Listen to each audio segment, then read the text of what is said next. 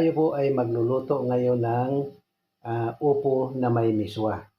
Ayan po ito po ang miswa. Ayan po, ito po ang upo. Ito ang ating asin, kamatis. Igigisa po natin sa kaunting karne. Ito po ang ating luya. Ito po ang bawang. Ito po ang sibuyas. Ito po paminta. Ayan po. Ayan po ang paminta. At ito naman po ang North Chicken Cubes. At ito naman po ang ating mantika. At tayo po ay magigisa. Gigisa po muna natin yung ating mga sahog. Unahin po natin isangkot sa ang karne para po mas maganda po kung medyo nasangkot sa na po ang karne bago po natin ilagay yung ating mga gulay. Ayan po. Samahan niyo po ako mga kapatid. Tayo po ay magluluto ng upo na may miswa at may kaunting karne po. Ayan, ano ba yun? Ayan. Buwa po natin ng kaunti. Ayan. Isindi na po natin ang apoy. Ayan po.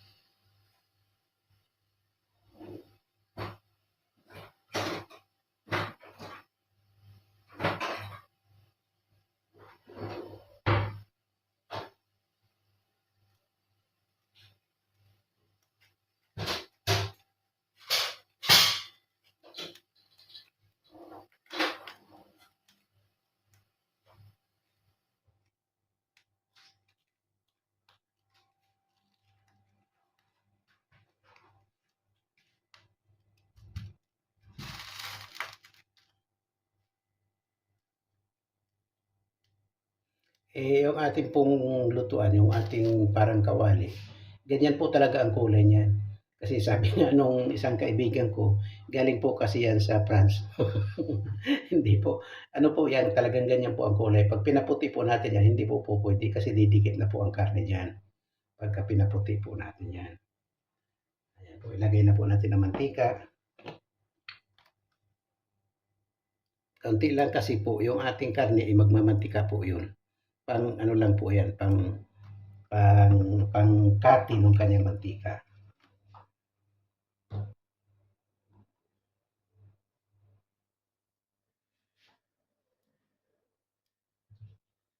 Ayan po, ilagay na po natin.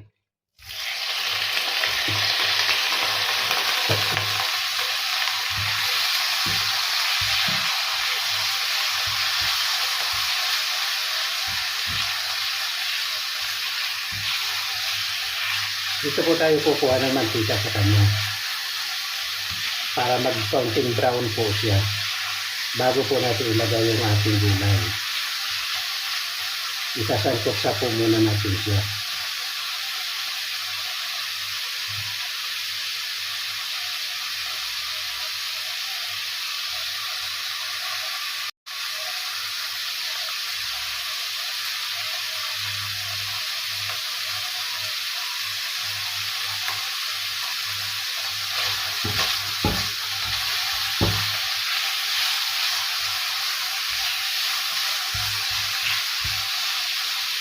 Dapat po natin ng konti yung apoy kasi masyado pong malakas.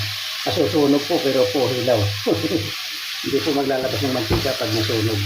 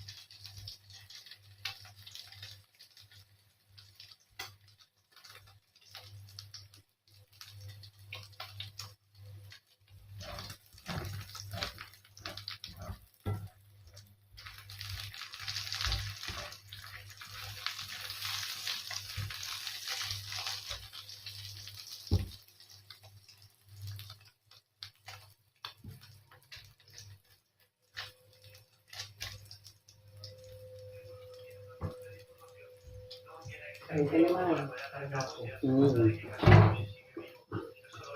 Naluto mo pa ako. Ito? Ha? Oh, yan, yan. Ano ito ba? Gulay. Ito. At saka miswa.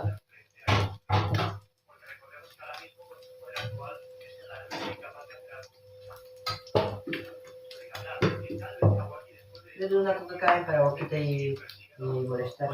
Lagyan mo yan. Sige.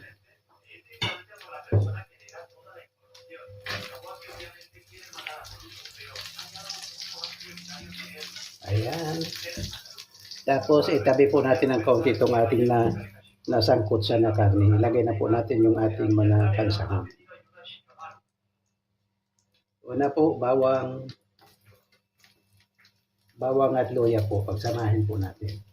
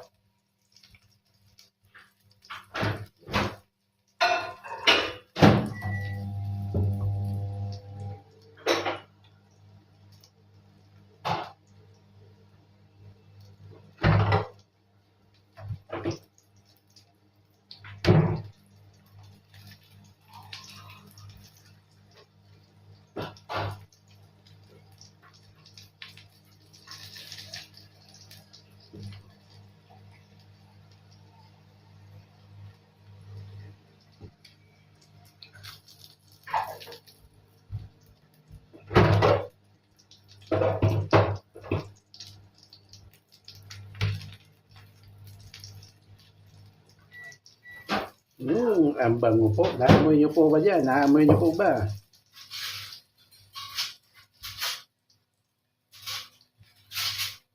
Lagay na po natin ang kamatis.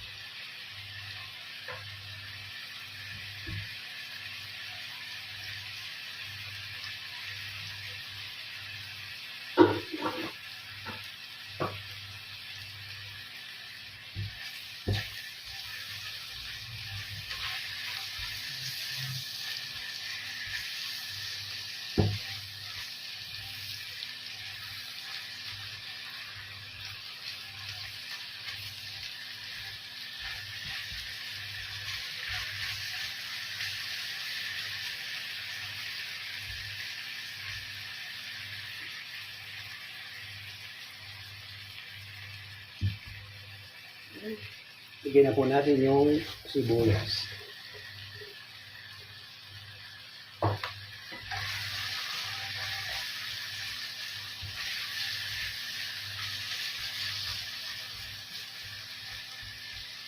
At ihalo na po natin ang karne. Paghalo-haloin na po natin sila. Ayan po.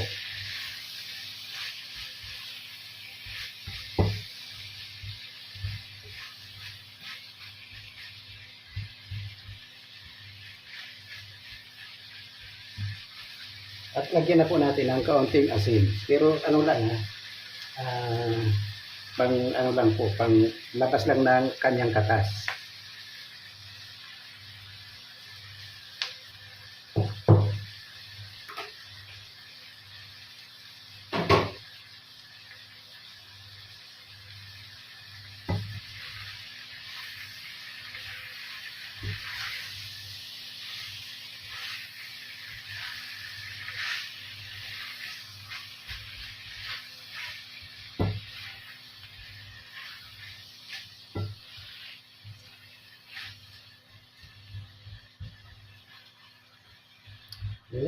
Itsura pa lang, masarap na.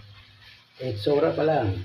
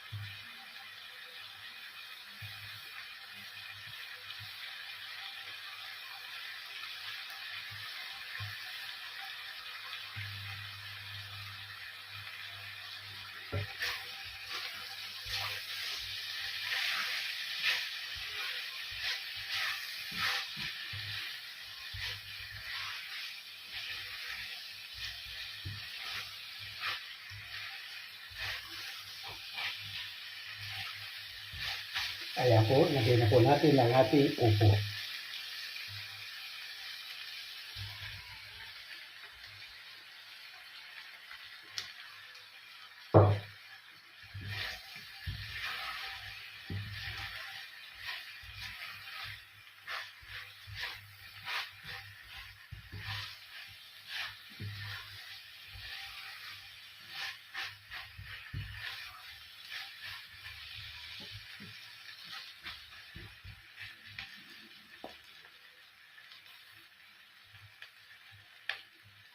At lagyan na po natin siya ng asin.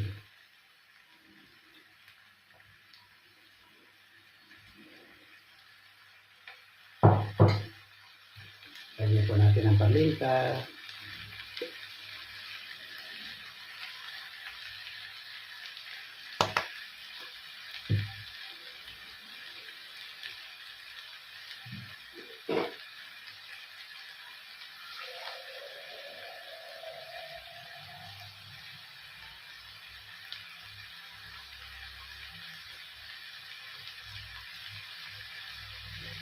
At lagyan na po natin ng kaunting sabaw.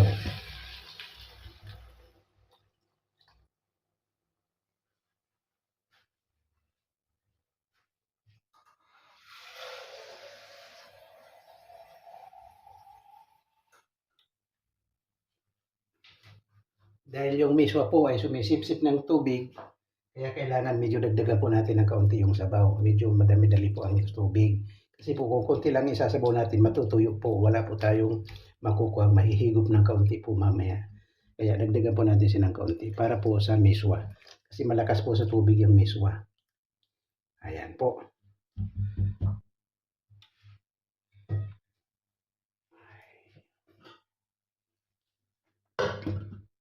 At pagkulo po mamaya, ilalagay na po natin itong North chicken cubes. Alam po. Hintayin po natin na kumulo bago ko ipakita po sa inyo mamaya. Okay po, diyan lang po kayo. Hintayin po natin. Aber, titingnan na po natin siya kung ano na ang itsura niya. Aber,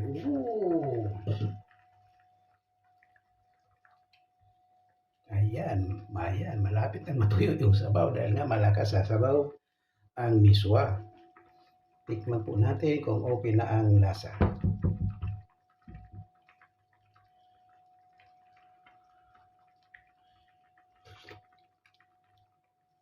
Oo, hindi na kailangan ng asin.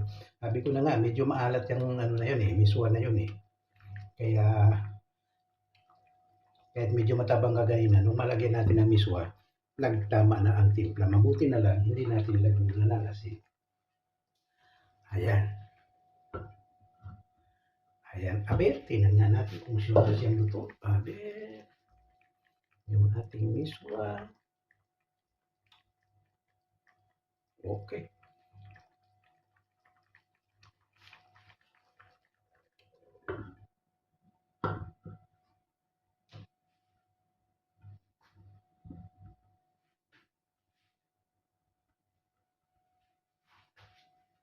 Ayan po. Ayan po. Tapos na po ang ating niluluto. Pwede na po yan. Kaya mamaya-maya pagdating po ni Tita Amy, kakain na po tayo. Ayan po. Maraming salamat po sa inyong pagsubaybay. Maraming salamat po. Thank you very much po. I love you. Bye-bye. Bye-bye. Ito pa pala, nalimutan ko pakita sa inyo. Magpiprito pa pala tayo ng karne. Ayan po, magpiprito pa pala tayo ng karne. Ito po. Ayan po, piprito po pala muna natin to kasi po panghimagas po natin to sa ating gulay, pangdagdag po. Ayan po, kaya may yung karning iba po dito, yun po yung sambal natin sa gulay. Kaya ipiprito po natin ito. Kaya initin po natin yung mantika at kawali. Ayan po, initin po natin.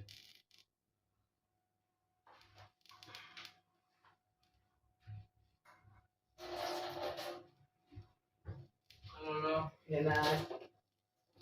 Ano ka nakapasok? Ano ka nakapasok? Ginawa ko si Vince. Gulat ako. Sabi ko, tayo pumasok yung susi ko. Oo, pinalitan nila.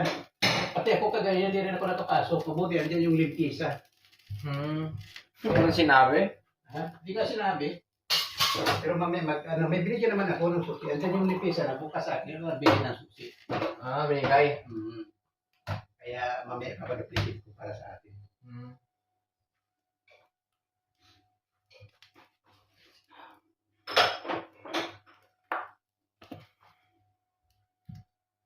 Kain ka na na.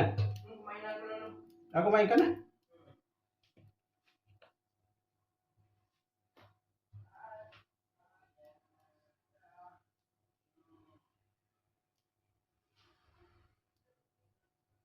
Ayan, initin po muna natin yung mantika. Ay, ito pala natin ito lalagyan ng salmon asin. Lagyan po muna natin.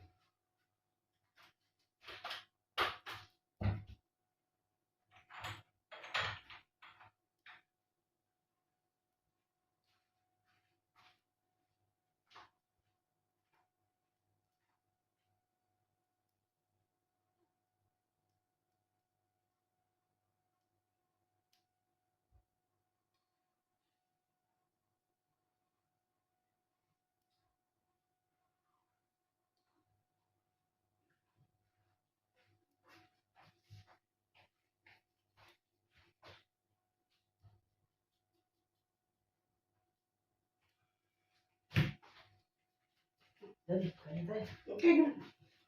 Maya-maya po hintay ko si mama mo. Para may kasabay.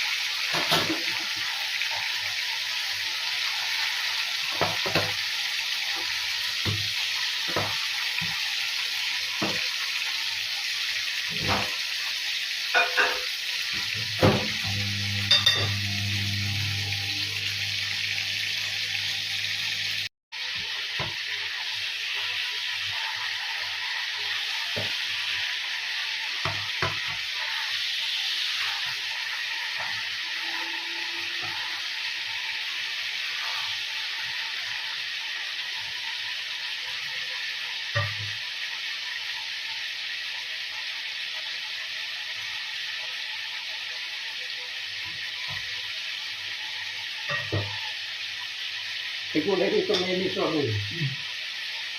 Kuha ka lang.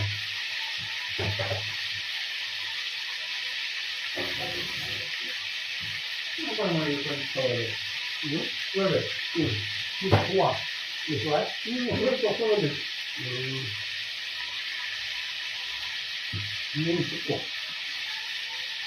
Main ka na ako. Ha? Main ka na? Kumain na yan si Sophie. Sinigyan na ni Bilis.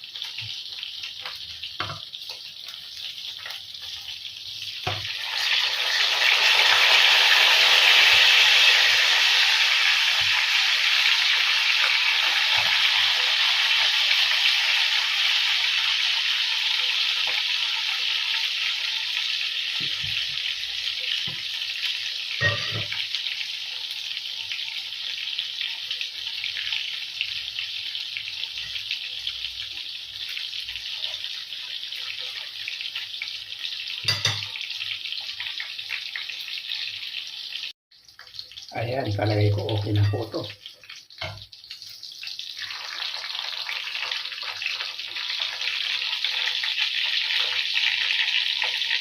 Patayin na po natin ang apoy.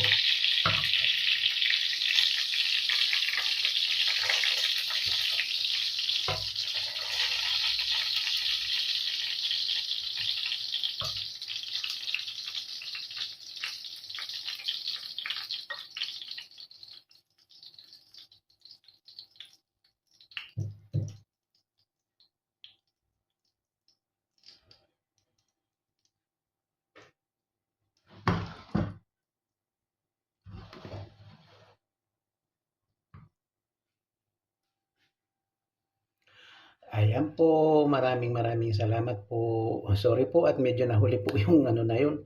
Nagpasalamat na ako kanina. Pero inulit na lang din, nagdugtong na lang po natin to kasi maiksi lang naman. Kaya maraming salamat po muli. Thank you very much po sa inyong pagsubaybay sa Kuya Dur Vlog 23. Thank you po. Mag-subscribe na po yung hindi nakapagpa-subscribe pa at para maging aware po kayo sa aking mga susunod na video. Maraming salamat po. Thank you very much po.